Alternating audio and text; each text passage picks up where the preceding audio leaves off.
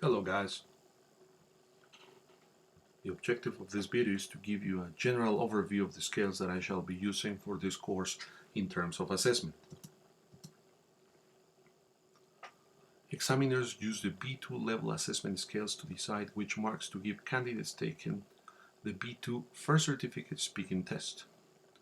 Using the scales during classroom speaking practice tasks at CNBV conversation courses will help me to analyze your strengths and weaknesses when you do B2 First Certificate speaking tasks. Form an impression of how ready you are to take the speaking test. Give you professional assessment based on the descriptors for each criterion. In this way, I will provide you with clear guidelines which will allow you to benefit the most from such assessment. The B2 First Assessment scales are divided into 6 bands from 0 to 5, with 0 being the lowest and 5 the highest. Descriptors for each criterion are provided for bands 1, 3, and 5 and indicate what a candidate is expected to demonstrate at each band. B2 First, or FCE, is at level B2 of the Common European Framework of Reference, or CEFR, and the descriptors for band 3 and above generally indicate performance of at least B2 level. Now we will go over the 4 components of this assessment, and I will read the elements that suggest a candidate is to be awarded a 5 mark. In this case, grammar and vocabulary first, shows a good degree of control of a range of simple and some complex grammatical forms, uses a range of appropriate vocabulary to give and exchange views on a wide range of familiar topics. A little bit about this component.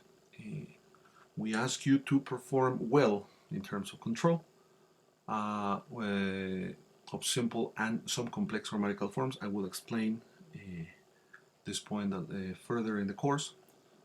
Specifically, you can rely on this test to not penalize mistakes or slips of the tongue, as long as you show good control of the rest of the structures you use. In terms of vocabulary, you're asked to perform in an appropriate way. Then again, slips of the tongue should not be penalized, must not be penalized according to Cambridge guidelines. Please remember, you don't have to be perfect. In terms of discourse management, it produces extended stretches of language with very little hesitation. Contributions are relevant and there is a clear organization of ideas. Uses a range of cohesive devices and discourse markers. In this case, is mainly how you organize your ideas when sharing them. In this case, again, hesitation is not to be penalized. You are not to be deducted any points based on that, as long as it is something that the examiner can regard as not too present. Contributions are relevant. In this case, please it is about always understanding what the task is, what the question is, and that you give a relevant response to such a question. We will also discuss what a cohesive device and discourse markers is. Well, in this case, a cohesive device and discourse markers in general, they're about the way you connect clauses and your ideas within a text, or in this case, a speech. Pronunciation is intelligible, intonation is appropriate, sentence and word stress is accurately placed, and individual sounds are articulated clearly.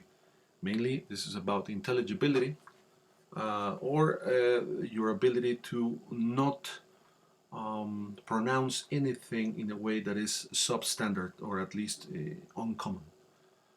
I have made the example with the word book, which is very clear and generally understood, but imagine if you said book, which will be something in the way we read it in Spanish. That is clearly not intelligible or unintelligible. Intonation and Word stress, specifically sentence and word stress, are something we revise every single day, intonation as well. But it's about making meaning come across. I will explain this point a little bit more in following classes. And individual sounds, I can honestly tell you that everybody generates individual sounds clearly, and I can pretty much follow everything you say. Finally, in terms of interactive communication, well, initiates and responds appropriately, linking contributions to those of other speakers. It also maintains and develops the interaction and negotiates towards an outcome. In this case, pretty much is the way you interact in the part in which you do an activity cooperatively.